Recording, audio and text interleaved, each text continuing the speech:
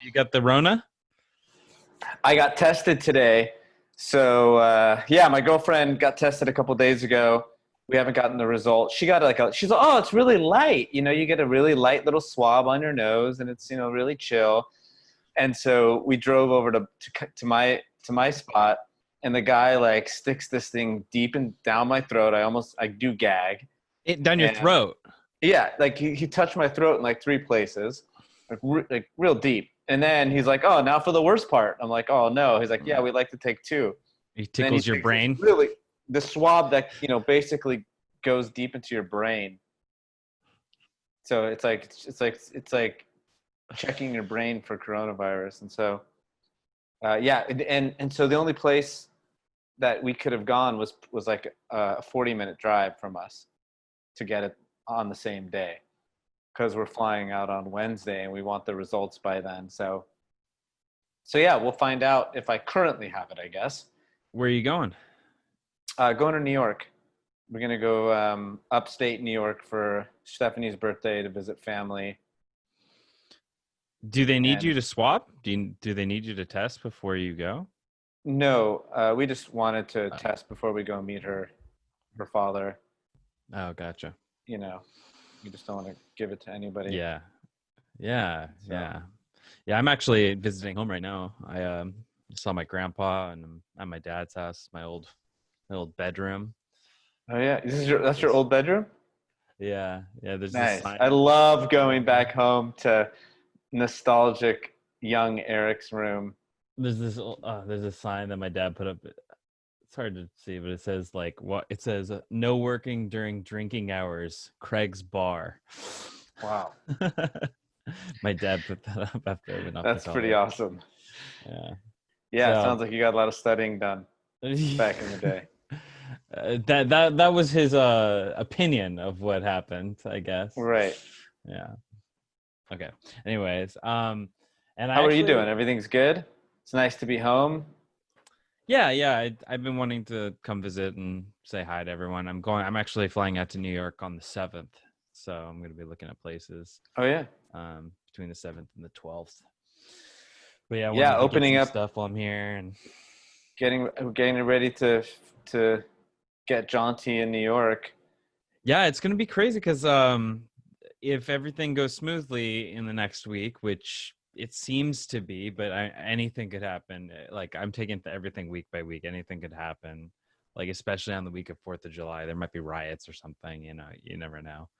But if everything goes smoothly, they'll be in phase 3 of reopening, which means restaurants, indoor dining and stuff will be open, and no bars. I don't think.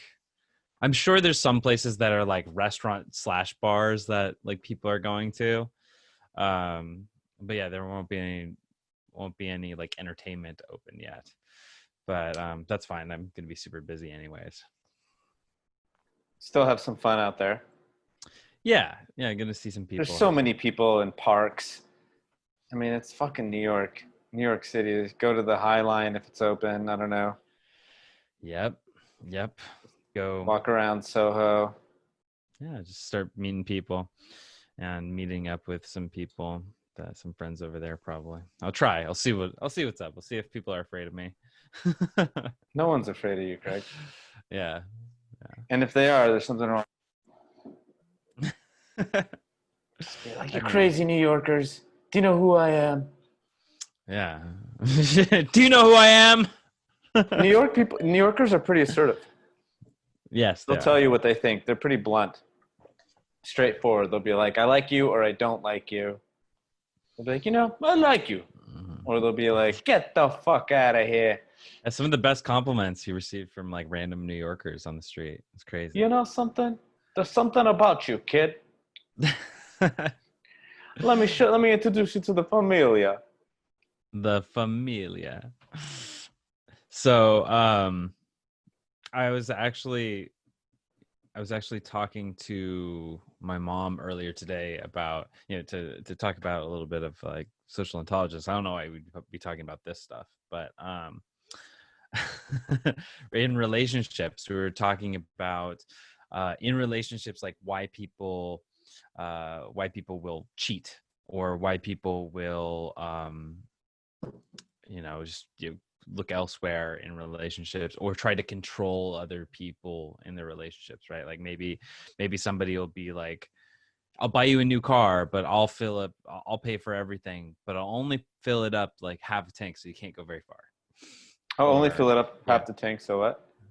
so you can't go very far. This was the What?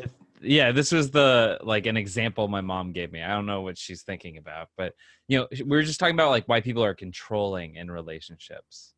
And ultimately, like I had this long not too long conversation, but like kind of had this like in-depth conversation about how I believe that like when somebody's controlling in a relationship, it's because they're afraid, right? They're afraid that they're going to lose that person, so they tend to act out and be controlling in some way. Because a person who's controlling tends to be passive, right? And a passive person doesn't want is afraid to tell the other person what they're feeling, but they're also concerned about controlling how that person views them.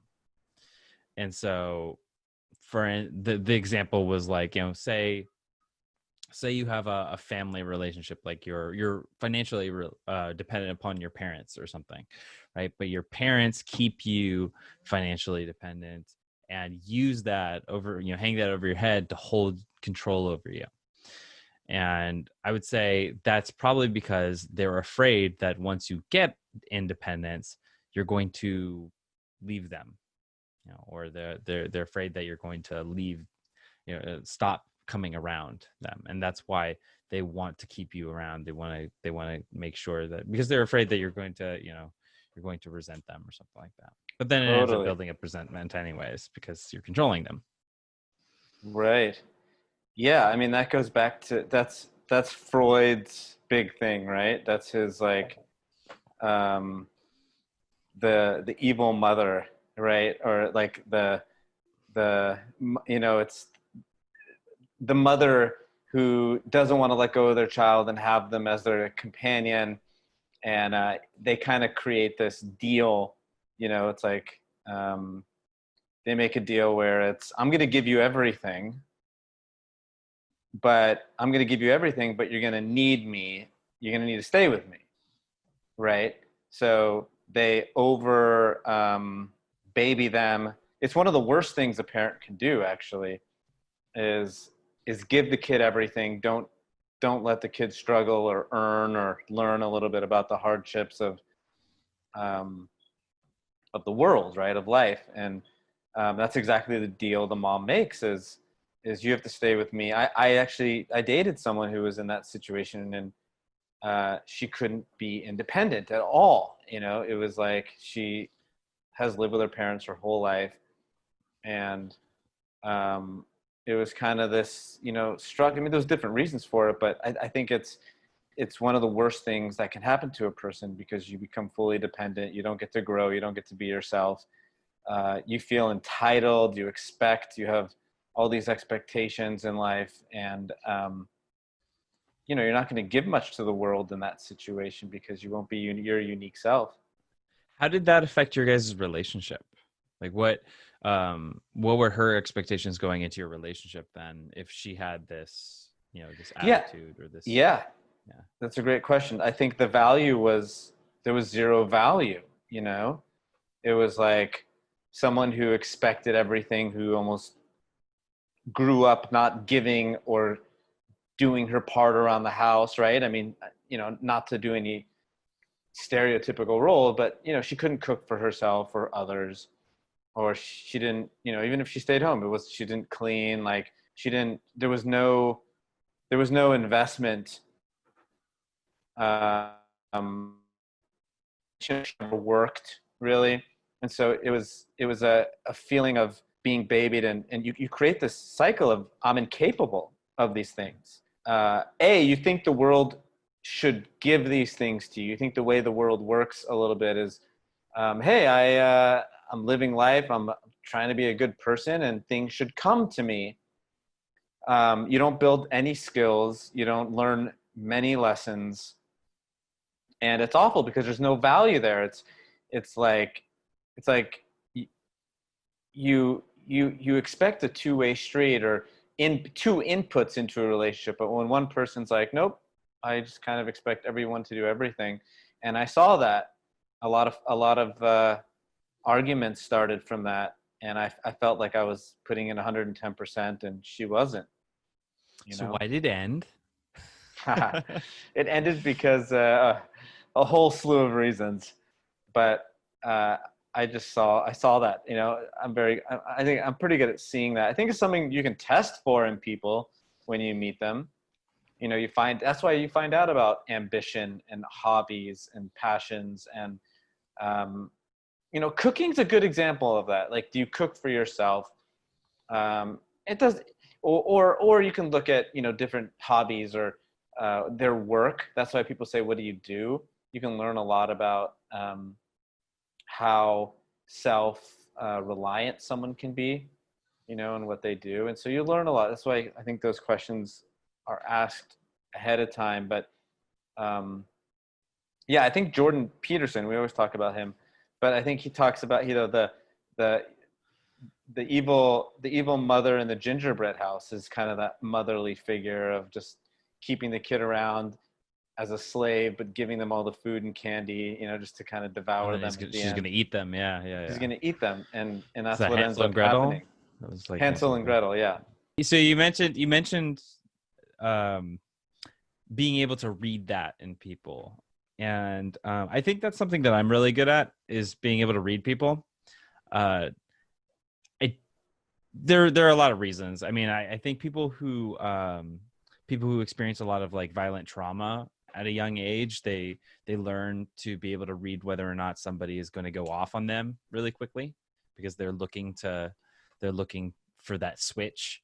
And that's something that I had growing up with a lot of trauma, because my mom dated a psychopath, and he was a literal psychopath. He would flip out, he'd go off, right? And so I learned to like read people pretty well from that. But also, like, I spent a lot of time, actually, there was this TV show that I really liked called Lie to Me. Do you remember that? I remember the name, yeah. It was basically about this guy who is based off the research from Paul Ekman in micro expressions. And the guy was, I can't remember his name, Cal Lightman. That was the character's name, Cal Lightman. He had the Lightman Group, and Lightman was this consultant that they would bring in to like solve mysteries, basically. Some big like FBI mysteries, and he would go in and he would interview people, and in those interviews he would like detect if they're lying. Basically, he'd establish a baseline of their behaviors, and then he would put them into situations and read their micro expressions in their face. And the cool thing about the show is that they would like try to like show you the actual expressions, and then right before a commercial break, they would like zoom in on that person's expression, their face, and how it would slowly shift. And obviously these people were actors, so it wasn't quite as obvious, quite as real, but it would show it and slow it down and zoom in on those specific aspects of their face, and then it would show actual images of people in real life, like in court cases, like it would show like Bill Clinton in a court case, or like just different people doing these specific things with their faces that attributed to whatever the emotion was. So it's like if you were hiding something, you'd be scratching your nose, different things like doing like pursing your lips in a certain way or whatever. And so I got super into that. I was like, no way, this is real. And I went online and I started reading about Paul Ekman's work, and I taught myself how to read facial expressions or how to read micro expressions that kind of sense people's intentions. And found out like about how to like I found out right away that I have a tell, especially like when I'm playing poker or something. Like it's very noticeable. I have a tell, and my tell is in my foot. Like I keep my tension in my feet, and I want to like lift my heels off the ground when I like make a bluff or I lie or something. And so that was one thing. And another thing is like when somebody's telling you a lie, they want you to believe it, so they'll maintain eye contact the whole time. And that was something interesting. But I think it kind of developed this thing around me that and like, you know, all this interest in reading people, as well as, you know, like having good intentions. Like when you can read somebody who's a bullshitter. You ever meet somebody who's just full of bullshit? Yeah, I mean, there's tons of people. But like, that's like 99% and you can tell of it. people. But then you can tell it, right? You can tell it. And like for some, or maybe there's just something off about them. And like for me, when I meet those people, they always hate me. They always dislike me, and they don't like my vibe. They don't like something about me, because I can kind of sense, like, the way that I respond to them is not the way that they're used to, right? They're used to getting a response when they're telling their BS. They're used to getting like a giving an approval response, and I'm just sitting there like, interesting. Is that so? Okay, right? And Right. I'm giving them this response that's totally like kind of removed, and they're like, they look at me and go, you know, they kind of, you know, either they'll point something out about me, or they'll like try to ignore conversation with me, and they won't want to be around me. And I've noticed that a lot, especially in networking events. You know, there's people who are just trying to get like their one-ups on people, or they're trying to like just get the people who, you know, just try to like manipulate a situation. That's interesting. Yeah, I mean, it's an awesome superpower to have, you know, is having that sixth sense. I think being aware of someone's intention, you know, being able to read if someone's intention is, I'm trying to impress, I'm trying to be too cool for school, I'm trying to embellish, I'm trying to you know, like being able to read that stuff. I think people that do that can read people who can see through them. And it's probably pretty jarring. I can't imagine like that feeling of, you know, this person's, you know, I guess it's like imposter syndrome times 20, right? Where you're kind of BSing, and that person is able to shine the light on it and see that. And you're obviously going to hate that person, or you're going to, why you hate that person is because it's you know, someone putting a mirror up to you, and not calling you out specifically or externally, but calling you out internally in some sense. And that creates an ultimate cognitive like dissonance in You oneself. become aware of your own intentions, right? It's like they're trying to control people, and control usually comes from fear, right? Or some sort of insecurity. That's what I think. Yeah, I think everyone can. This goes back to what we always talk about is truth. I think everyone can learn to better, you know, because sometimes you'll say something and it's like oh no, I was busy doing this or whatever, right? Like, and not a white lie, but it's like, you know, someone says, how are you doing? And you say good. And then there's that voice. That's actually a really good example to listen to that voice in your head that says, why did you say that? That's not true, right? And I think that's a really good compass to lean towards when you start speaking with people, or you're, you know, in your speech. Because, you know, when I was younger, I would, you know, try to embed, like, they were true, but the intentions, it was like, you know, what was it, DHVs, right? Like displaying of high value. And I When you might say use, younger, I'm thinking you're a kid, and then you say DHVs, I'm like, no, you're not a kid. you know, like 20s, like early 20s. and you know, it was like you would try to be cool, and you would talk about a story that happened like 2 months ago, like it just happened or something, Like you know. name dropping or something like that. Like people who do that. Like, Right. and then I was hanging Yeah. out with Well, uh-huh. that's a different intention than saying something that's not true. You're True. right. Like, you're right. That's like a humble brag, whatever. Yeah, you're right. That's a DHV. It's like name dropping and just, you know, trying to say you did something cool. But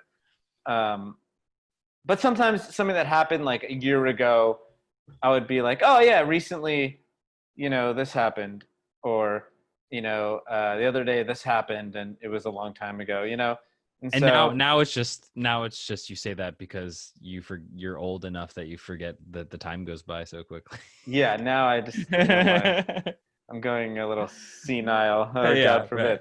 Yeah. I think it just happened. Eric, that happened, in 2000. I'm like, oh, okay. Yeah. Yeah, I remember this time I was hanging out Backstreet Boys, like backstage. Right. I met the Backstreet Boys the other day. They're at their peak. Yeah.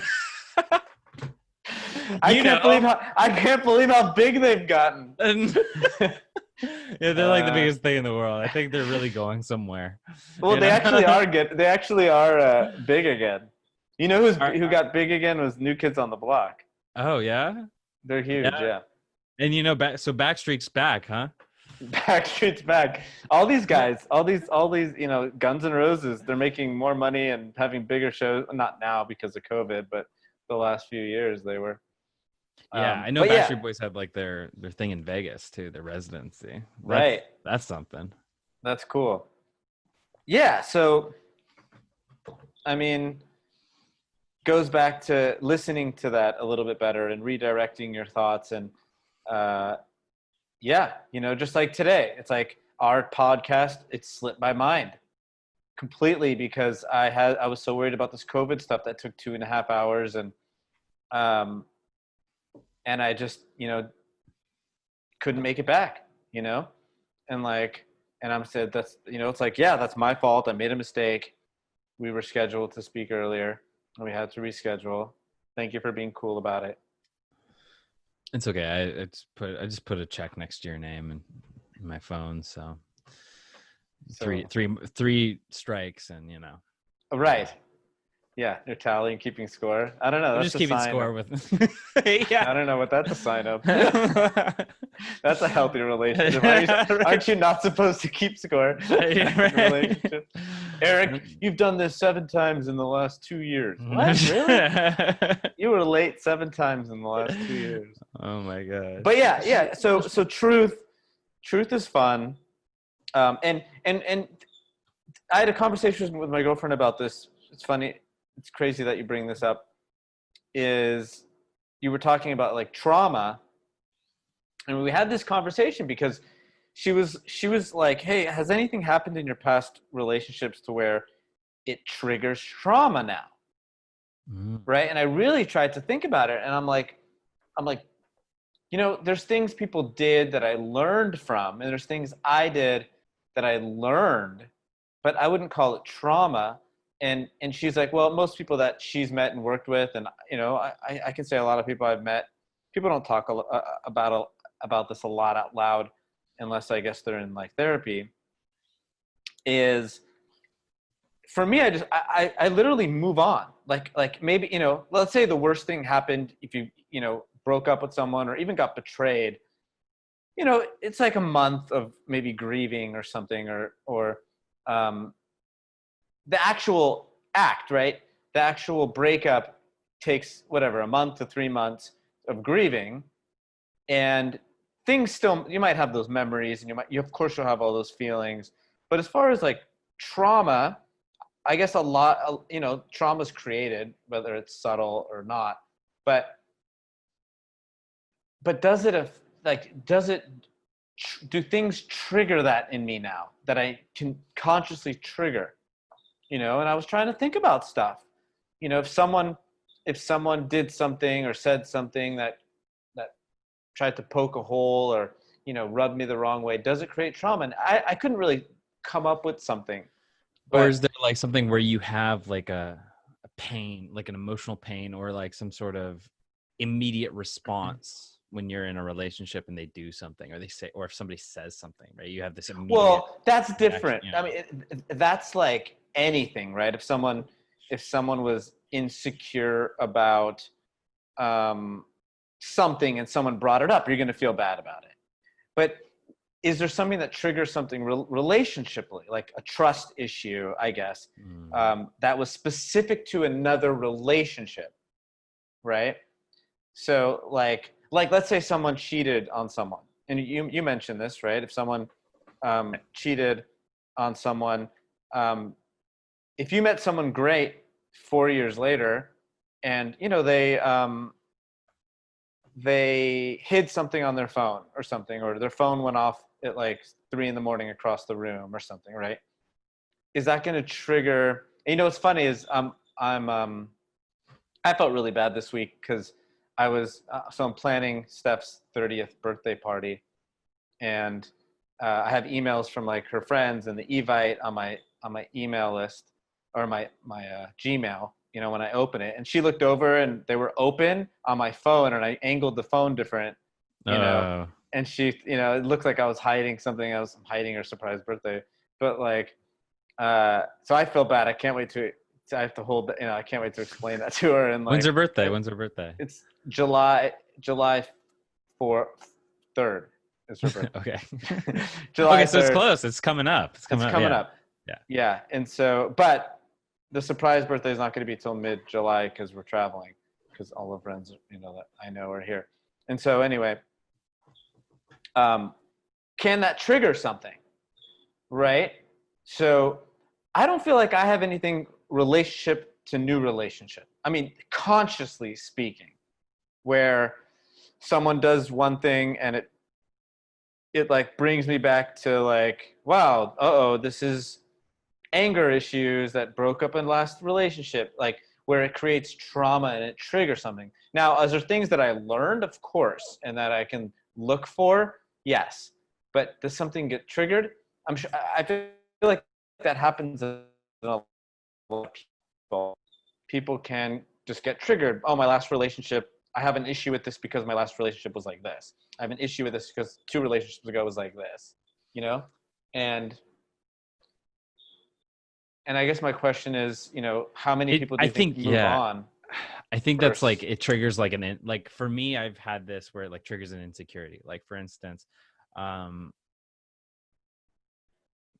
got a text message that wasn't meant for me. And it was like, oh yeah, you could just park in my parking spot or something. And I'm like, what? And they're like, oops, this is the wrong person. And I'm like, wait, what? Then that causes me to think, wait, who is this meant for? Right. And then I think that for me is a trigger point because in a previous relationship, I had my ex-girlfriend was like talking to somebody else, but, was kind of sneaking around behind my back. And that caused a little bit of spiral. But in my relationships, like, even if I have that feeling, like this goes back to, I say this a lot, is like, it doesn't matter, what they do, it's how you respond to what they do. Right. It doesn't matter what happens, it's how you respond or react to that thing happening. So if something makes me feel a certain way, what do I do about it? Do I go, you know what? I should be a trusting person. I should, just treat this like whatever, or should I freak out at that person? And what does that say about me? If I'm freaking out, it shows insecurity. If I'm not, if I'm like, okay, whatever, then it shows, I don't know, security. Yeah. Well, I think the middle ground is having a conversation and being like, yeah, sure. my girlfriend did this to me the other day, because she was like, hey, I saw a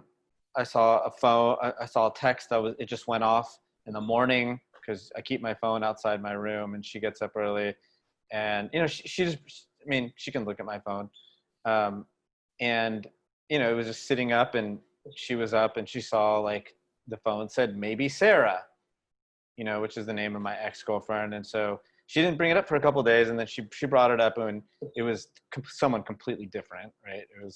It was my really good friend's fiance throwing him a surprise party. A lot of, surprise birthday parties can get people in trouble because you're doing stuff behind their back. And so she had that conversation with me, which was really, which was good. She brought it, we ended up having but it was like 2 days of like her wondering and feeling uncomfortable, and right, because then we also had dinner, and our exes came up, and she was like, hey, I brought up exes, and she was like, has any of your exes reached out to you recently? I'm like, no, and she saw that earlier. So it's just, yeah, she had, she said it. She's like, I totally trust you. I shouldn't even been feeling these things. And I'm like, no, I understand, So we had a really good conversation about that. So yeah, the assertive way to do it is bring it up, I think, and how you react. So the question is, what do you do when those really powerful feelings come up, like exercises, right? Go for a walk, distance yourself and cool down. It's easy to say,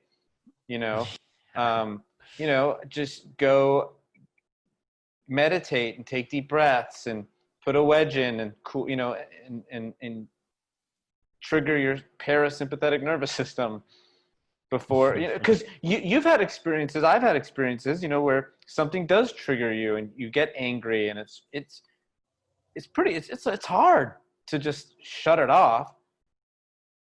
Yeah. So you can create practices. That rarely happens to me nowadays, but I mean, it's a lot of experience, right? It's experience and time, but basically, if you get triggered, you say, you bring it up to that person, right? You say like, hey, listen, like this is what's been going on. And because of that feeling, because I felt a lack of trust, I feel that you should give me a hall pass.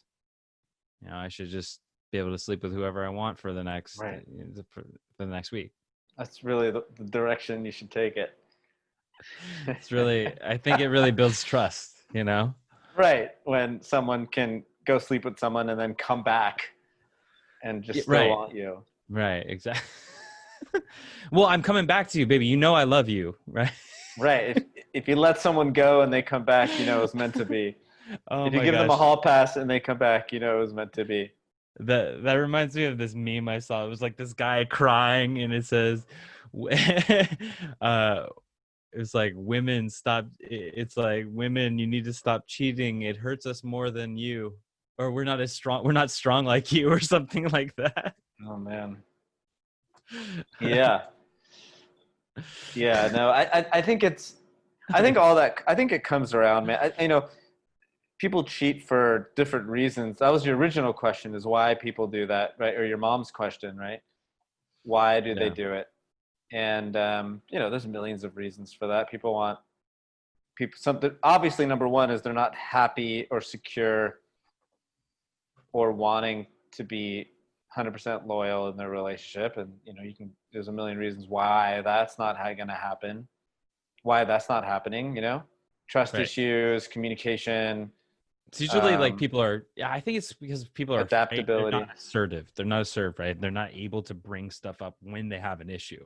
And so because of that, they have this issue, and they want to bring it up. They have a problem in their relationship. They're not feeling what they feel they need in that relationship. And because they don't want to disappoint that other person, or because they're afraid of how that's going to affect the relationship, right? Ultimately, our fear and assertiveness, our fear of bringing stuff up, is that it's going to hurt the relationship. And when we feel that way, we tend to be passive, and we hold it in, we bottle it up, and all that tension ends up turning into being expressed in unproductive ways. Either you explode on the other person, or you go and find a way that you feel that you now have power. And a lot of the time that means people go out and cheat, because that's a place where they feel like they have power over that emotion, over that relationship. And I think, or that's the way that they release that anxiety or that tension that they have. And obviously it's not healthy. It's not good for a relationship. You need to just be able to bring it up. And when you bring it up, you talk about things, like it relaxes all that tension, and people don't ever end up doing those stupid things that hurt the relationship. Yeah. I mean, you got to find out what those are. And here's that picture. Oh, nice. Stop cheating back. It hurts. Ladies, please stop cheating back. It hurts more. We're not strong like you. Ladies, please. Oh, man. Yeah, well, you set up the bed that you lie in. Yes, setting the expectation. Stop cheating back. Right? And there's a pun in that, right? Lie has cheating. Two meanings there. Ah. Didn't think about You that. set up the bed that you lie in. That's pretty Yeah. good. Ooh. I see it. I So see it. yeah, I think. Oh yeah, just I mean reasons. Set up your relationship right. Communication. Also, fuck well. Like have enough sex. A lot of people I talk to, they're like, haven't had sex in a year in a relationship. Haven't had sex in months. I And think I mean, that's oh man, I think that's bring terrible it up. Talk because about that. dude, one time I walked into my grandpa's bedroom and I saw Astroglide on his nightstand. Great. My That's grandparents. awesome. I was like, ah, they're like in their, they're like at the time they were like 86, 87. I was like, ah, like Good for walking them. out. I love that. But I was like, cool, they're getting it. Like, and that's the thing. It's like people, like, I think people make this excuse that for sex of either they're going to turn it into a reward or they're going, like you only get sex if it's, a reward, or they turn it into, I mean, if you have kids, I get it. Like if you have small children, you're probably really tired, but it should be something that you do to maintain the intimacy in your relationship, I think. As somebody who's not married, never been married, Why I'm don't we just give saying. marriage advice for two Two guys? single dudes. Whoa, hey, I'm not single. I mean, But you know what I mean. Two oh yeah, unmarried dudes. two Yeah. unmarried guys with no kids. No kids given Let's give some. Okay, here's marriage some. advice. Well, I think relationship advice is really important. Seeing, I don't know, people learn for themselves. I see people make a lot of mistakes. I see people staying in relationships where they're forcing it. I don't understand why. I think a lot of the biggest fear is I don't want to start over. I won't be able to find someone new. Even with Corona, it's hard. If I left someone during Corona, like someone broke up during Corona, a lot of people they're going to realize that, hey, I'm going to be alone until I can meet someone new. It's very hard to meet. Maybe it's not that hard if you're good at it, but I think for a lot of people, they don't want to start something new and have to.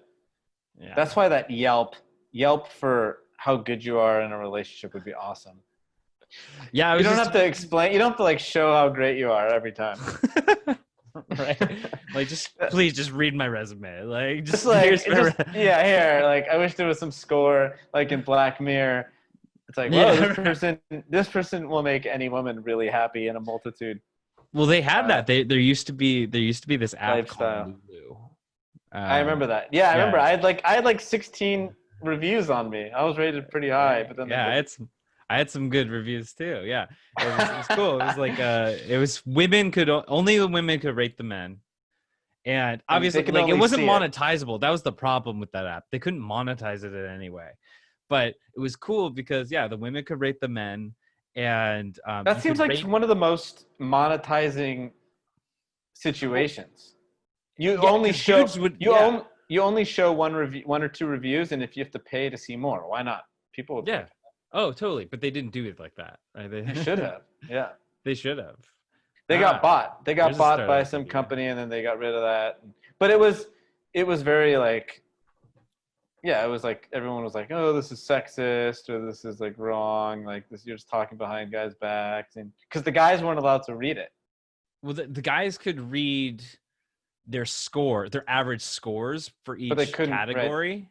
Right? Yeah, because like a woman could rate a man if like she didn't have to have his like Facebook or anything. She just had to have like his phone number and his name, and like they could rate him, and you could rate him either as a friend, you could rate him as a hookup, a relationship, or something else. And there were all these other categories they asked you about, like how he was, how the guy was personality-wise, sense of humor, in bed, kissing, stuff like that.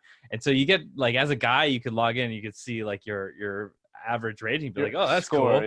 Yeah.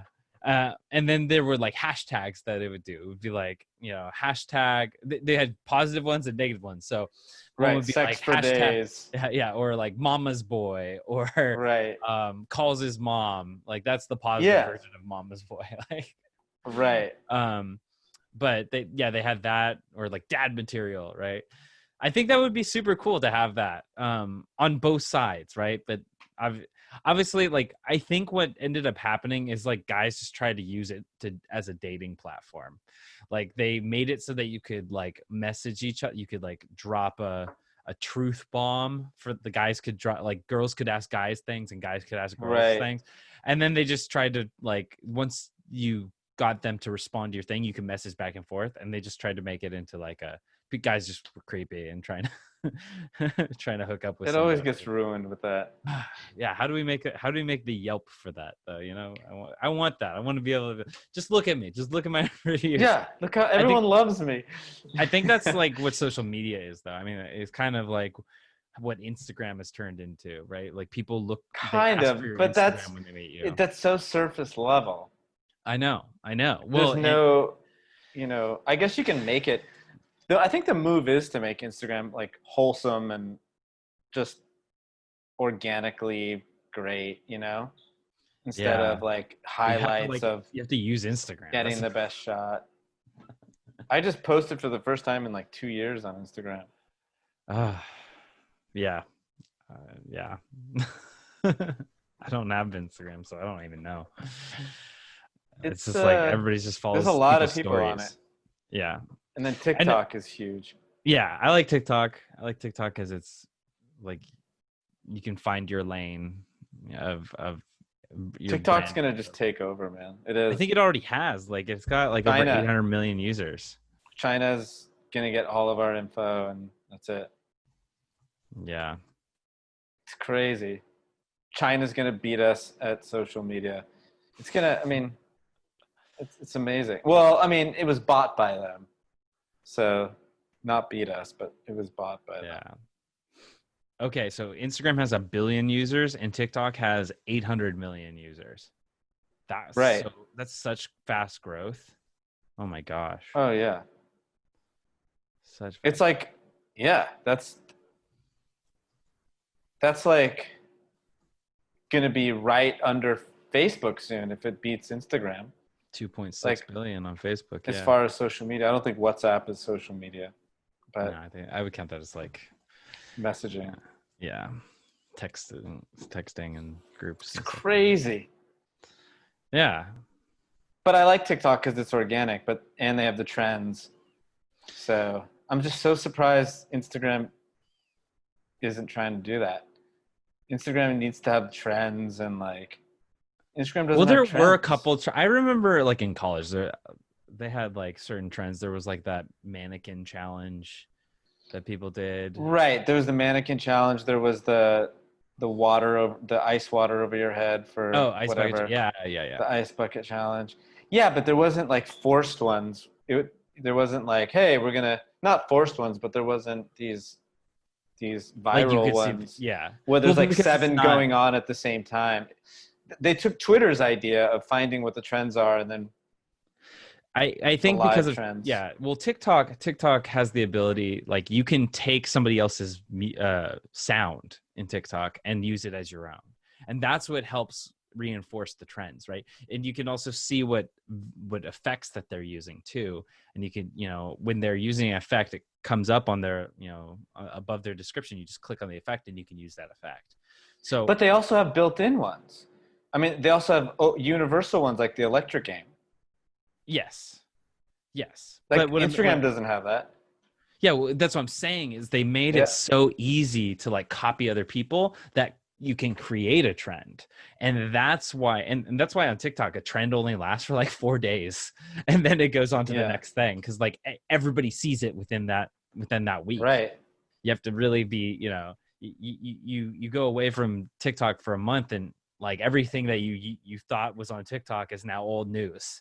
Right. But that's cool because then everyone has a chance to be a part of it. Everyone has a chance to be a part of it, and everybody has a chance to grow their social media because of that. There's always a trend you can hop onto, which is super cool. And I think I think the only thing about that is like, if you're following the trends, you're not necessarily being yourself, but it does give you a chance to express yourself in a way that shows your unique style, right? Like some people will use their own comedy, their own type of sense of humor in trends in a different way, right? They'll take the format and then they'll kind of subvert it in a way of a meme or a trend that's on a video somewhere, you know.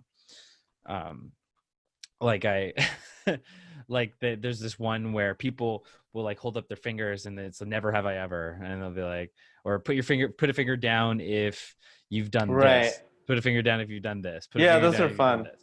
And like I love yeah, go ahead. Oh no, go ahead.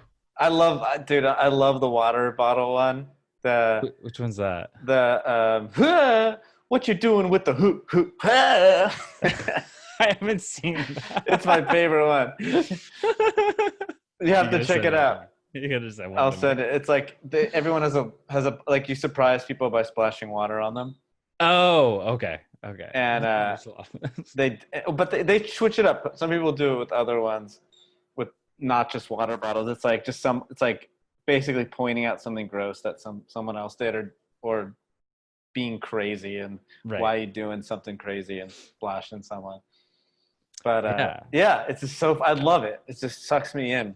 So how can you use that to like, I guess it's become a skill, right? Like social media has become a skill, and like being able to create this media as like we're both starting to make like TikTok videos and stuff. How do you show your own personality in this way to create your own personality resume, right? Like your own resume as who you are in your online footprint, right? That's I feel like, who knows? I feel like it's only good, like it only works if you're actually good at being able to make content in that way. Or I don't know, maybe you get to see I saw something that was like, oh, you know, who cares about what your profile on Tinder says? Let me see your For You page and see what kind of shit you like. Right. Like, yeah, what's the stuff that's popping up on your trending page? And that actually makes sense, page, right? Yeah. Yeah, or history. YouTube history or whatever. Yeah. Or browser history. Yeah, you know, so what I'm doing is being pretty boring and honest. Like I'm not like setting my apartment up to be cool, and I wish I kind of had the energy for that, where I like set something up so you can play a prank on someone, or I don't know, get like a little studio area and have these effects and dances. Like it seems like a lot of work sometimes.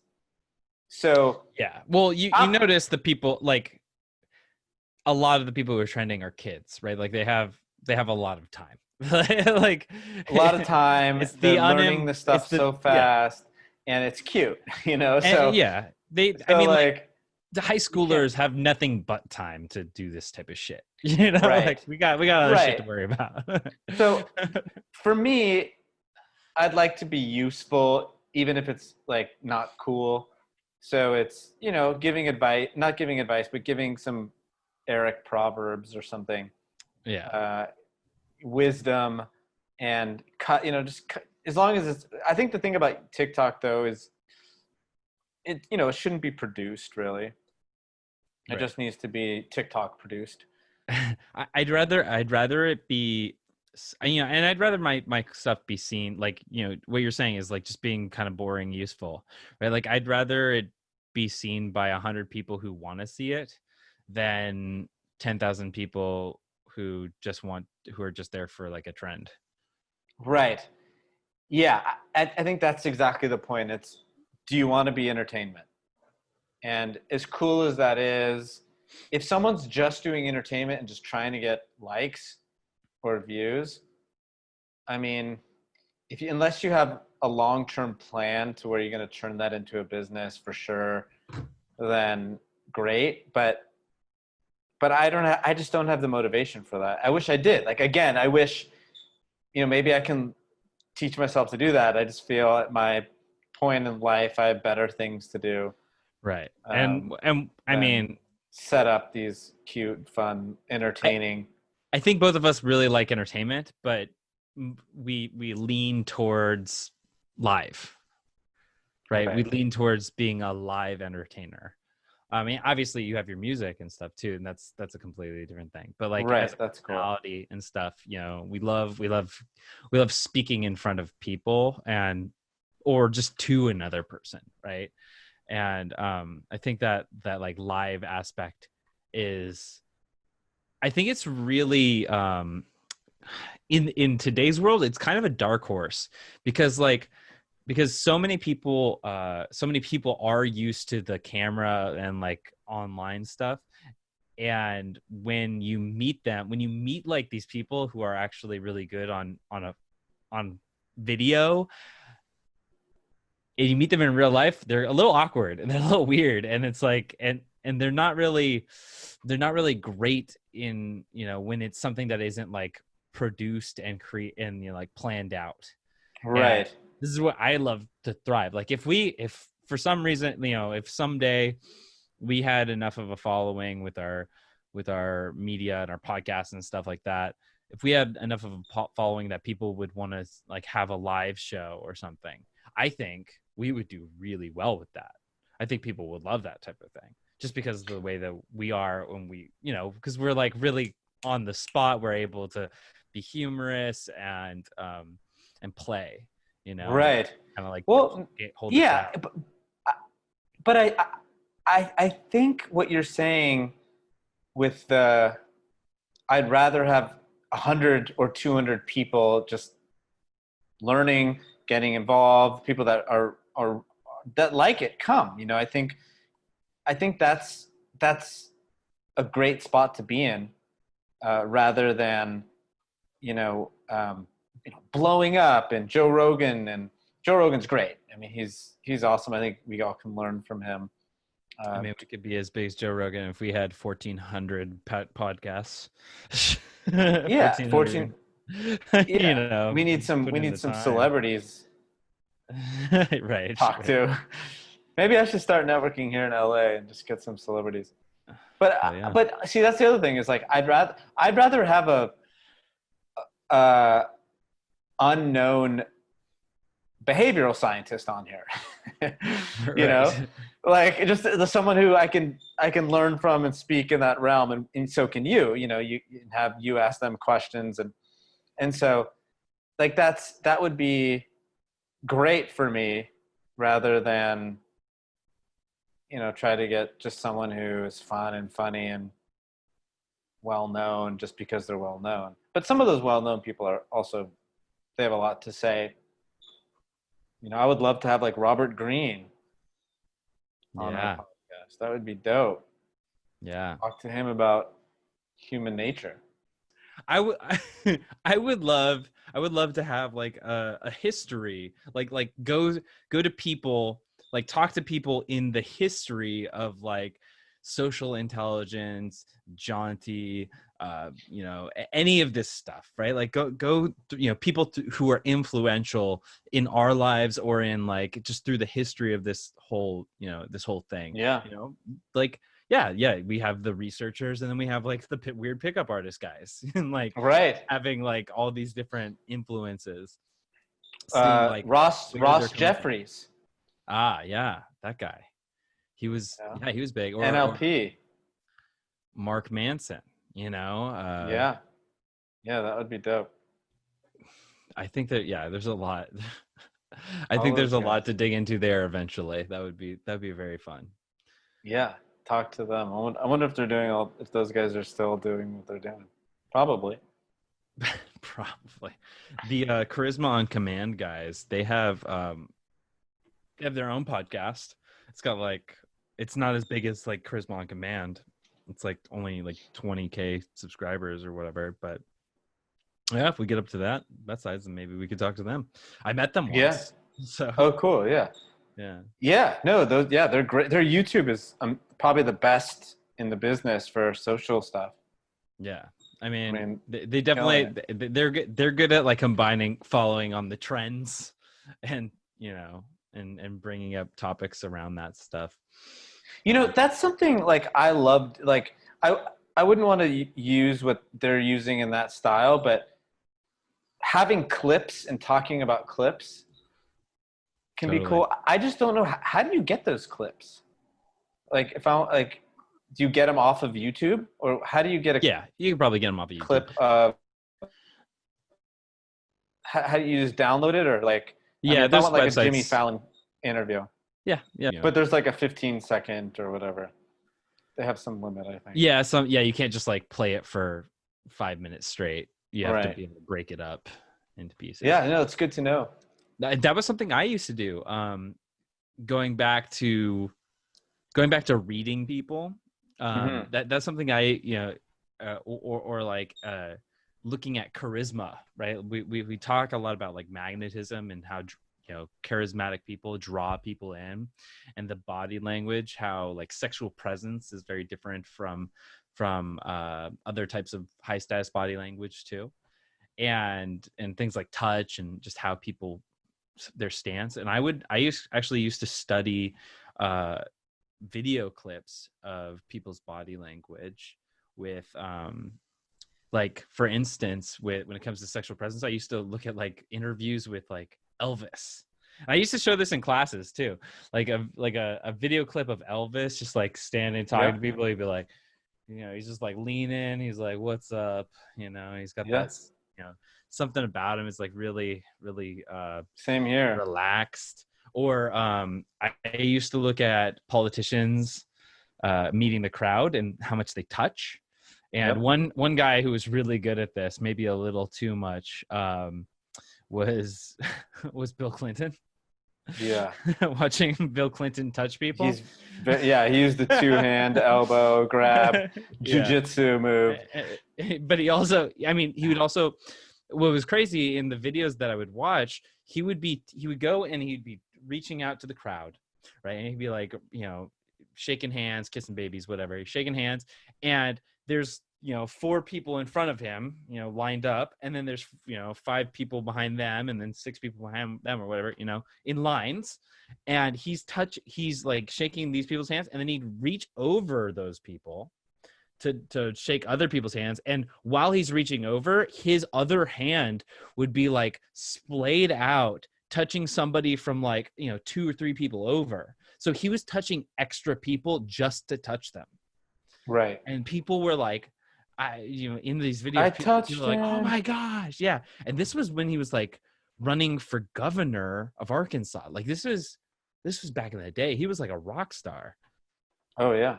He was extremely charismatic. He touched a lot. He too much, had great body language and voice. Yeah, too much. He was involved with all the Epstein stuff. Yes. Yeah. Pretty big time.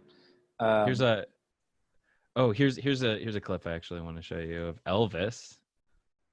I'm not gonna play the volume, but just look at his body language. He's like very, oh my gosh, look at that exposed neck. He's just like, yeah, that's young Elvis right there. Sultry. Look at those lips. I think a lot of these kids on TikTok are copying his vibe right now. These over-sexualized teenage boys. Yeah. But something about, and like if you were to listen to the volume, he talks really slow. I mean, he could have been strung out on something, but but it works. But just like something about him is very, right. It was so slow and relaxed, and he's just like, he was so cool. This was 1956 in Memphis, Tennessee. Yeah, Elvis was the man. I mean, he seduced the world. Marilyn Monroe also studied, but Elvis studied this stuff. What do you mean? I mean, Elvis spent hours on his dance moves and his looks. I mean, he did that, but it was very premeditated. Yeah. I mean, you know that his hair wasn't really black, and he dyed it every 2 weeks, and like, I mean, he just, he knew what he was doing. Same with Marilyn Monroe. She she would Oh, spend hours she would practice her practice the pouting same, the same and thing. the same thing she was going to say for hours in What front was of the what mirror. was the quote? Like how much time she spent in front of a mirror It for was the like amount of 3 hours per paparazzi time, like yeah, 3 hours for like a 15-minute outdoors shoot or walking to the car. She it's would just crazy. practice right before. Well, I mean, that, you know, work creates outcome. Putting Right. work into it, putting intention into it. She made it look completely natural, as did Elvis. What did I mean? What was Marilyn Monroe like known for? Like she was in movies, right? But like that wasn't her thing. She was just an it girl. I mean, she was a model. She was a Playboy model. Yeah, She like was the first. She was the first Playboy model, was she really? and she was in the first Playboy magazine, I think. Hmm. Um, well, I mean, before Playboy, I think it was called Stag or something. But when they branded it as Playboy, I think she was on the cover of the first Play. I believe so.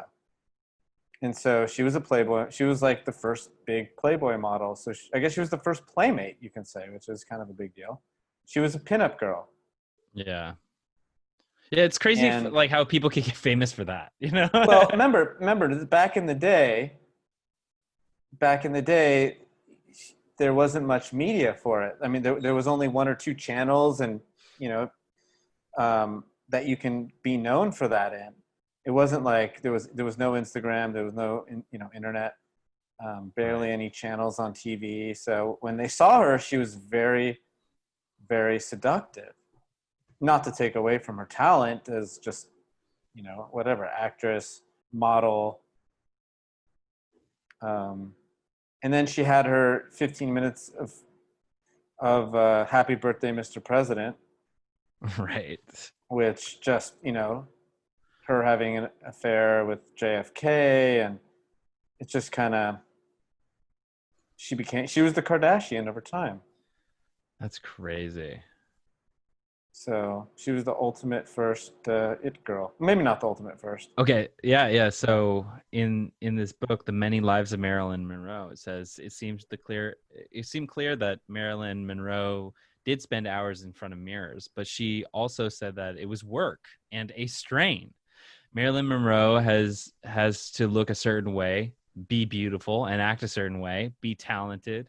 But we actors and actresses are such worriers, such what is the word? Narcissus types. This is a quote from her. Uh, I sit in front of the mirror for hours looking for signs of age. Yet I like old people. They have great qualities younger people don't have. I want to grow old without facelifts. They take the life out of a face, the character. I want to have the courage to be loyal to the face I've made. Ooh, Marilyn Narcissus. Monroe, That's crazy. Norma Jean. Norma Jean turning it on to become Marilyn Monroe. Yeah, these larger than life figures. Who did I used to emulate, or not emulate, but I watched. Um, I liked David Duchovny in Californication. Oh.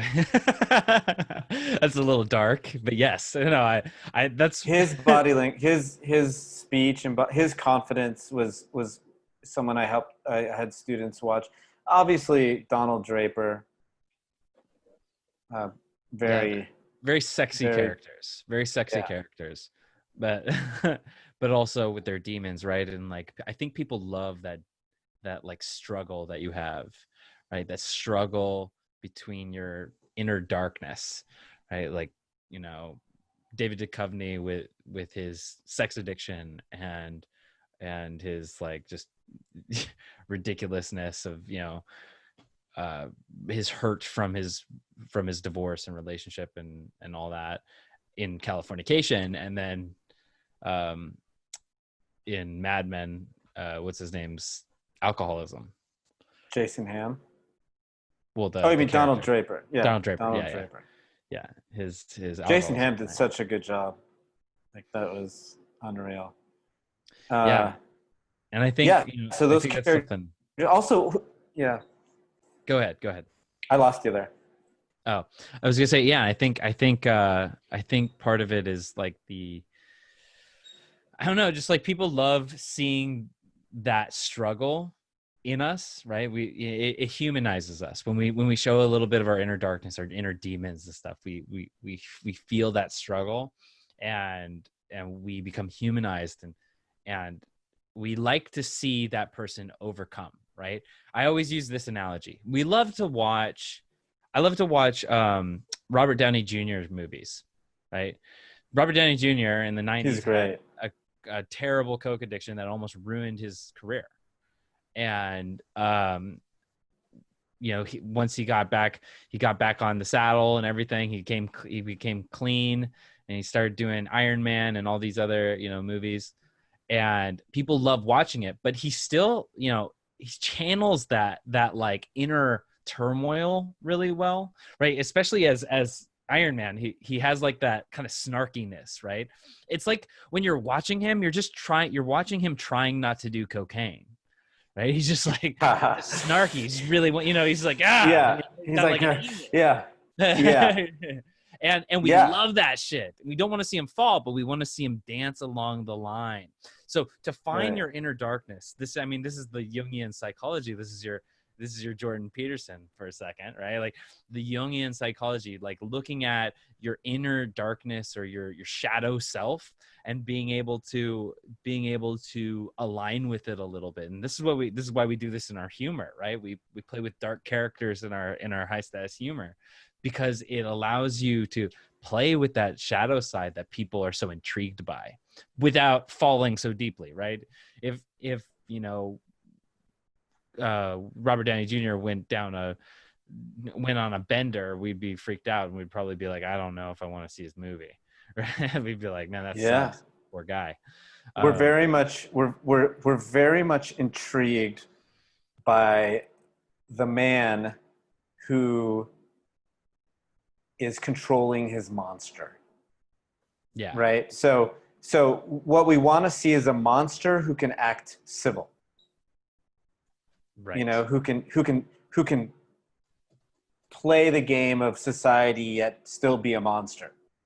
It's a very interesting. It's a very interesting dynamic, right? We love, like, another good example is Johnny Depp, right? So we love that. We love seeing or Charlie Sheen back in the day. Yeah, Charlie Sheen. He ended up falling to it. losing that battle a little bit, but he might make a comeback. So yeah, you never know. So we love that. We want to see the guy who has that capability, a potential of destroying, but he doesn't use it. Yeah, I mean, it goes back to like think of the story as Beauty and the Beast, right? He's like she falls in love with the Beast because he's a monster, but he wants to be able to to prove that women love that story, right? because of that. Yeah, or just like all the heroes' journeys, right? Like I like to think about I like to think about a lot of these characters that are like that they fall and they go into what's the hero's journey here, right? Like we have the known, the unknown, and then the unknown, right? They call to their adventure, they go in, and then they eventually reach this abyss. And when they transform and climb out, they reach atonement. That's when the resolution of the story hits, right? That's when people are, that's when they've won. That's when they've overcome and they've used their weakness as their strength. Think of like, like these monsters. I think of like Frankenstein, right? Like Frankenstein's monster, or the doctor in Frankenstein. He became the monster, and he's trying to save the monster in the end. Or gosh, what are some other examples of this? Well, we love, we love people going into their unknown. We love people going into the outside of their comfort zone. You know, it's like nobody wants to watch a movie about like a drug addict who stays a drug addict the whole movie and just keeps shooting up and passing out over and over again. Like no one wants to watch that, you know? Yeah, and we don't want to watch the drug addict who doesn't have any sort of temptation. Right. Well, right. We want to watch they already had the temptation and they lost that battle in the beginning and they got beaten down. We want to watch the drug addict who kind of comes out of it, is the underdog, is fighting against those demons, and you know ends up becoming one of the biggest musicians or whatever, you know. And so we want to see that happen, because we project ourselves with our comfort zones, right? It's fun watching someone else get out of their comfort zone and go through that. And we only can dream sometimes. Same with anyone in an abusive relationship. Right. So you don't want to watch someone and just get yelled at and beat up all the time. Right. And this is what happens. People, we like the hero's journey because it's hard. It's hard for someone in an abusive relationship as well to take a stance, to take the step out of it, to get out of that cycle, to face themselves and ask themselves why they're staying in this, right? We want to see someone who gets out of it, so we want to see. So that is the hero's journey. It's improvement, because as a society, that's how we keep growing. It's limitation it's that limiting factors, the things that are holding us down that make us push through and get better as people. You overcome, right? Yeah. Yeah. I was just thinking about, like, do you remember that movie Taken with Liam Neeson? I think I saw the first one. His daughter gets kidnapped, and he's like this ex special forces guy. Right. His demon is that he's like a murderous person, right? He's like, he just wants to live a peaceful life. And he's just this like badass murderer. It's kind of like John Wick too, right? It's like the same thing. He gets something taken from him and he has to go right the wrong. And he has to use his past. He has to use all this terrible shit that he's learned and done in his past to right the wrong.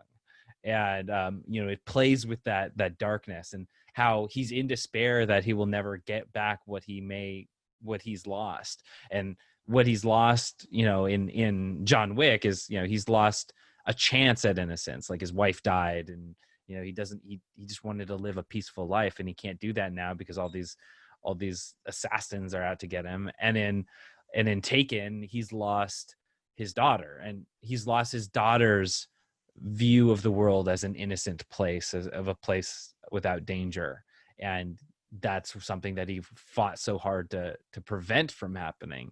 And then, forces outside of his control, stop that. And so he had to go in there and be the beast. Right. And we just love that, man. Like watching that movie, I remember when that movie came out, all my friends were like, yeah, this is he's just kicking ass, right? Right. Because you love him because he doesn't want to do it, but he has to do it. It's like from the trailer. It was like the best trailer because he's like, I don't know that was a great movie. But I have a particular set of skills and I will find you and I will find you. It basically right. If you let her go now, I will let you live or whatever. Yeah, right. No questions asked. But I have a particular set of skills. Yeah. We love that guy. I mean, I love, you get pumped. Yeah. Oh, he's gonna, it's kind of like anything where, a guy is living normally, and then back in the day, he's like, and then he goes and opens up his room and has this old sword in it. He's like, I didn't want to have to use you. And he grabs that sword. It's like Commando. Remember the movie Commando? Who was in with Arnold Schwarzenegger? His daughter gets kidnapped, and he's a retired commando. And he so formulaic. It's like you can use the same thing. Was it True Lies too, or was it not True Lies? What was the one where he's married to? His wife gets kidnapped, and he has to go. But he was an active agent, I think, in that one. But that was a great movie. Rambo. remember Rambo 3 or something? When he's like, no, I'm retired, and he's like building houses. He's like building houses for the homeless. Gotta pull him out. They gotta pull him out of retirement. And then he's like, no, I don't do that anymore. Leave me alone. No, leave me alone. Leave me alone. I can do this. Stallone. No, I can't do that. I love no him. more. Stallone's my favorite. And then yeah, so they had to pull him out. The guy had to like, you have to do this. There has to be an inciting incident that makes it personal, and then he goes, and that's the cool thing, is because that's what your demon is, right? You're whatever is inside of you. I like to think of like the 7 deadly sins. We got like sloth, gluttony, wrath, lust, pride. There's 2 more. I don't greed, right? We have the 7 deadly sins. Like, think of it as just like an archetypal thing. Think about like which one you gluttony, I think, was the 7th, right? Yeah. Which one you personally align with or think is like it's your weakness, and how can it be your superpower? Because if you bring it out in a way that's, it can be really attractive to people, right? To be that person who like dances along the edge of what is appropriate or what is healthy, right? We love watching these guys. I used to love watching like people online like reviewing movies and stuff who were like angry. They're in a comedic way, right? They're doing it, but they're just angry, right? They're like, this movie sucks, right? And that's the wrath, that's the anger, and you can see it if it's like something a real anger that they have, right? Or like some of these gurus or whatever, these entrepreneur influencers like Gary Vee and Andy Frisella, who are just like they have this intensity of like you're not doing enough, right? It's like that anger that they have. It's like you Tony have a Robbins. right, yeah, you got to do it like this, right? Yeah, Tony Robbins, so much intensity, and it's like it's not too intense that it's intimidating to a degree that it would shut you off to it. It's intense enough that it kind of it intimidates you, but it keeps you interested, and you're like, I kind of want to be around this more.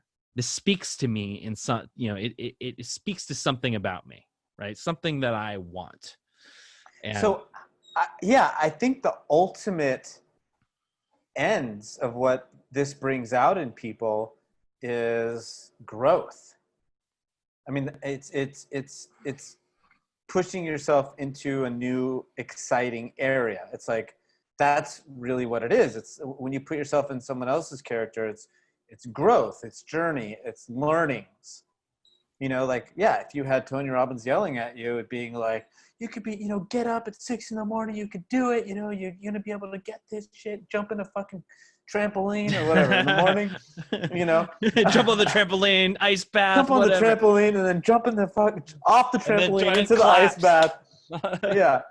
And so do this every morning. It's going to change. It's just like, it's something different, which means you can grow, which means you can see an unknown part of you. And, there's something very interesting about our DNA in what a lot of researchers, one side of research is showing is that we actually have, and I haven't read about this in a long time, but we have in our DNA, in our structure, in our bodies, we have capabilities that are not even unlocked, right?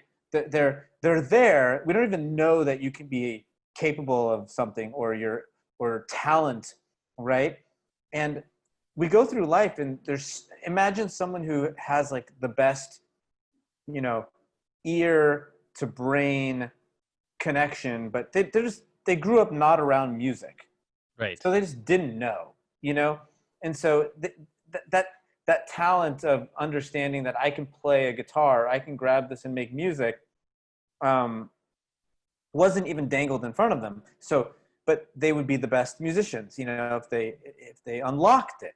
So supposedly we have stuff that we don't even know we're amazing at. And there's a lot that you can unlock. You haven't tried it. You haven't done a real hand-eye coordinated game that you needed that, or you haven't spent time learning a new language, or or doing certain types of math or whatever. You just haven't unlocked it. Or like, I think of like people with like that perfect bodybuilder genetics, that they would just get, perfect physique if they just worked, right? If they just worked out. If they never try it, they don't know.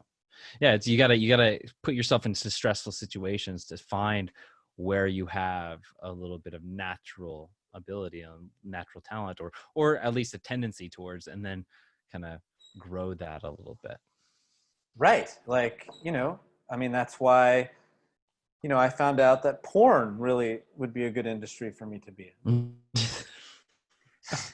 Right. Unlock that.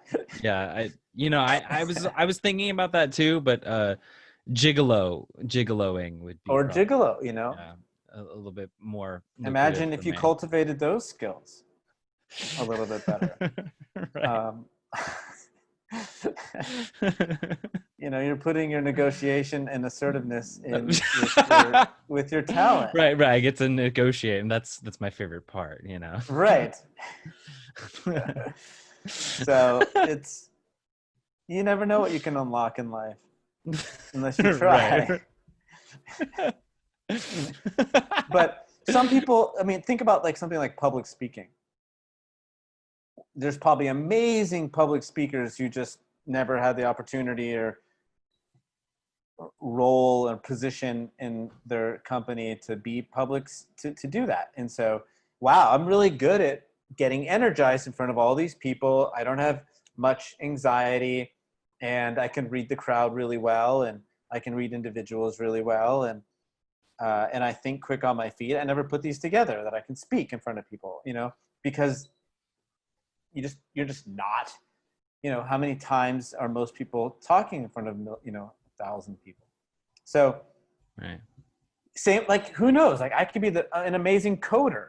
When I was like really, really young, I would learn a little bit of HTML and DOS. I was really good at it, but I just stopped. And I used to build computers when I was really, young, and I liked it, but I just stopped for whatever reason. But who knows, if I looked at Python, I might just be like, whoa, I can do this. Not that I want to be in front of a screen.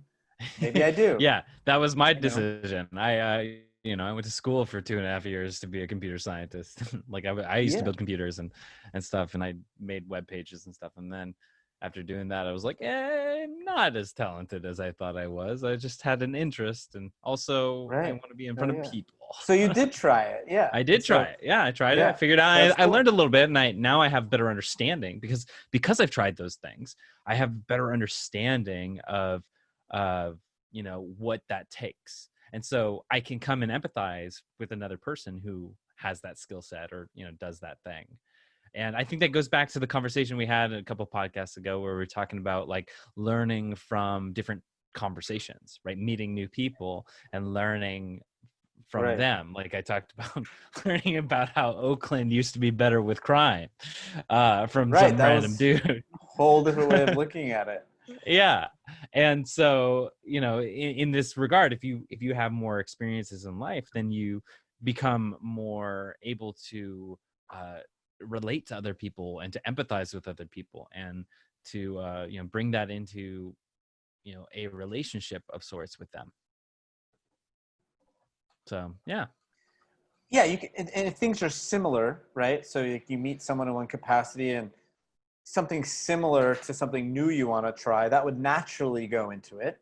Like, okay, so I really love people. Well, that opens up, you learn that in one capacity, like, hey, I love sales.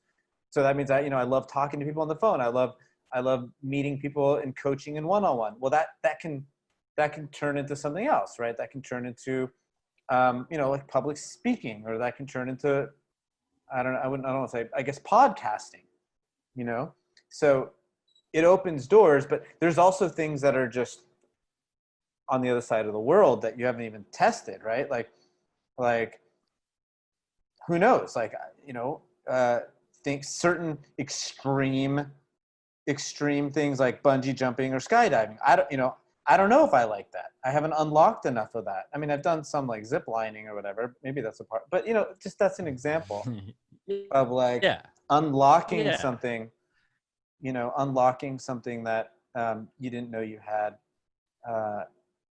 And maybe that's why we like people getting out of their comfort zones, is because they learn about themselves. And when you do it, you learn about yourself. So what you're saying, yeah. So what I'm getting from a takeaway here is that I should try as much as I can.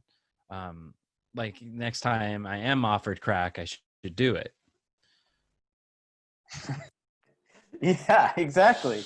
You never know what, it might unlock a part of your brain that just, blows up your IQ, and you just never know, or, and then, I mean, I've never tried crack and heroin at the same time too. So I should see what happens. Exactly. So you might be the first person to die and come back to, to live come to back tell to about life. it, to go to, who knows? I could be a very inspirational person. I could be that person talking somebody's high school. You'll be the bridge to death. I could be talking at somebody's high school graduation someday, That's something to live up to. That's something to shoot for sure. That's your aim. So kids, I just imagine myself at the podium. Kids, I'm telling you, go take it. Grab life by the horns and ride it like a bull, Smoke it in a bowl. Smoke it in a bowl, smoke it in a pipe. Right. So there you go. Yeah. Who knows what the kind of, even this conversation inspires me to try new things. Like something that in the last 6 months I've fallen into the trap of is reading about different things. Like I'm reading so many books, it's too many books, and I'm just reading too much stuff.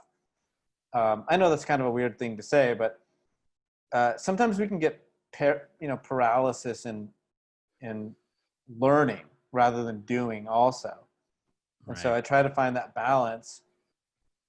And there are things I need to learn. I need to read and learn right now, but and that's good. But as long as you're trying things, I think that's what makes Jaunty different. And I actually had a couple ideas I wanted to go through with you about kind of a newer idea of running role plays and exercises, is that doing it. And I think we're the only people in the world that kind of create an environment like a gym where you go in and you practice these exercises and you're put in these situations to be social rather than just watching it or reading about it. Right. Not many people call up their friend and they're like, hey, can I role play asking for a raise? Yeah. Hey, can I role play this tough conversation that I'm going to have? It's interesting is every time I've had a roommate or a friend who's asked for advice, and they were like, I'm going to have this tough conversation, or I have to let someone go, or this person's being a jerk on the team. I'm like, this is great. We can talk about it. Why don't we role play? And the second they did that, it just went so well for them because they practiced it, they felt it. It's, it's tangible in some sense. And, it might be just as good to imagine it. Not enough people imagine or visualize in their mind's eye. That visualizing can be just as powerful if they visualize. It's always so here's a weird thing. Whenever I have students do this, I wonder if they've done it before, because a lot of people say this is new to them, is visualize yourself being amazing at this social event, right? So we do this exercise, as where we're doing eye contact and we're in these intense situations. And then we say, imagine your partner crushing it in some awesome social situation. Really be vivid about it, right? Really imagine what it smells like, what that room, are they sitting down? Are people walking up to them and are they laughing? What does it look like this person is doing if they're socializing very well, And some people will probably think about, just rock star in a room, getting surrounded by people. Some people think about them saying amazing things at meetings and everyone's patting them on the back, verbally or literally. And so And then we say, turn it on yourself. Imagine yourself doing that. And I've always visualized myself doing great socially. Like something before I went to a party or before I went on a date, I would visualize not as an exercise. It would almost be like a fantasy, right? These are kind of the same fantasies as when we were a kid of like, being Rambo or whatever, like saving the world. We'd be sitting there in class and, it's like, I'm saving the world. And the girl that I have a crush on, falls in love with me. But I would fantasize about doing well socially just for fun and visualize it. And, it would go well. And so I don't know if people do that. Well, that helps to start creating that positive expectation too, right? Part of what we teach is around expectations. And if you have this expectation that it's going to go well, then it affects your own behavior, right? If you build up the fantasy, that creates your expectations. And I think that's, and if you fully assume based on your expectation that they're going to respond positively, you're going to react, and you're going to interact with them and come to those other people in a positive way, like in a way that's not like asking for permission to talk to them, right? I could go up to you and say, hey, excuse me, hey, can I talk to you real quick, right? Or I can just go up to you and be like, hey, what's up? And those come with two different mindsets of expectations, right? The expectation that I'm bothering you versus the expectation that this is totally a normal interaction that we could be having. It's frame, baby. That's frame. Make your own frame. The visualization can really help. But, a lot of people get stuck in the what ifs of visualization too, right? They're like, what if they say something that I don't expect? And then what if that, and then they go down the negative rabbit hole. And I think for me, like, I'm not really great at visualizing things because I'm very abstract in my thinking. It's very hard for me to like visualize what I'm doing or like what it would look like or feel like or be. But I have an idea of, what the vibe would be, right? I have an idea of me, like, I could feel myself like smiling and feeling like, when I'm The on vibe, the world, I feel like, I feel bouncy. And that's so, that's what I can fantasize about. So you don't get into conversations. I'm really bad at that, and I think it's I've heard that it's because of trauma. People who have been traumatized from or like have a lot of trauma tend to think more abstractly, and they're not as imaginative. They're not as imaginative in their creativity. So they think of the stuff that I can do here and now, right now, the stuff that's like right now, here and now, and they're not able to like really visualize an ideal world or, a different type of scenario. Interesting. So for me, it's more abstract, as I said, and it's just the feeling. It's the feeling that I have. So if I'm imagining that, I'm imagining the feeling rather than, what it looks like or what it sounds like, what the words are being said. And so, people do have those different experiences, but I think, the sentiment is the same, right? It's like, what is that feeling that you want to have, or what is that attitude you want to go into with it? Yeah, that's really interesting. I think it would be helpful to know how people, how students, that'd be a great question, how students prepare for a meeting or prepare for situations. Because sometimes I'll be driving, and my mind will be coming up with a social situation. And I'll be like, okay, how would I, and people will see me talking to myself, and I won't talk to myself, but I'll do hand gestures like I would be giving in those in those dream-like daydreams. And so I run them. I like run conversations. I run, what if someone said this? What would I say? What if there was this person that I really wanted to say hi to, and they were really surrounded by people, what would I do? If I really wanted to walk up and say hi to them, and I would in detail play it like, 10 times using different things and try to see what feels great. And it's not like I would do that if those situations really came up. I don't think I'd have it memorized or anything, but I would have an idea of, I think the reason why I do it is to explore all the options. Right. Well, Right? yeah, and you So want it's to like be able to explore all be the options. prepared. Like, for instance, I would imagine, and yeah, I think it makes you more prepared. Like for instance, how would I approach Craig if he was sitting next to a lava lamp? Right? Like if I had to, what would I say? Right? And so I would I would try to come up with those things, and I would come up with all these different angles. Um, and I think that would help me in the future. If maybe you weren't next to a lava lamp, but if you were next to a weird colored regular lamp at a bar, I would have felt that I've somewhat gone through that before, and I would be confident in doing it. Right. Or how do I say hi to someone with headphones?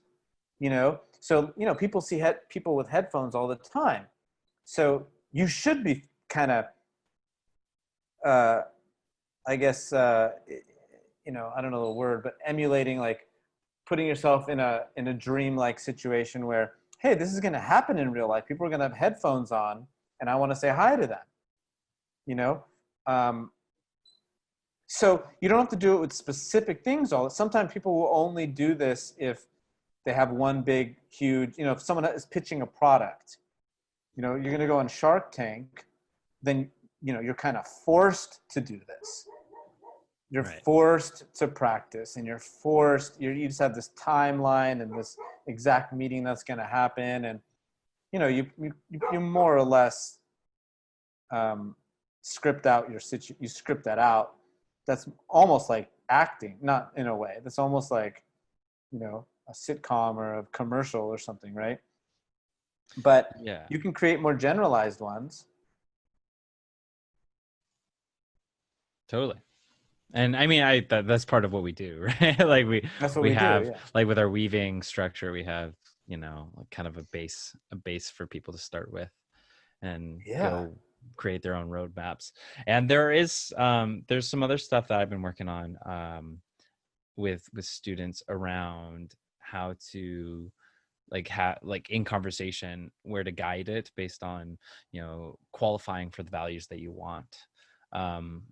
And qualifying for, the topics that that get you excited to talk about. um that's a story for a different day.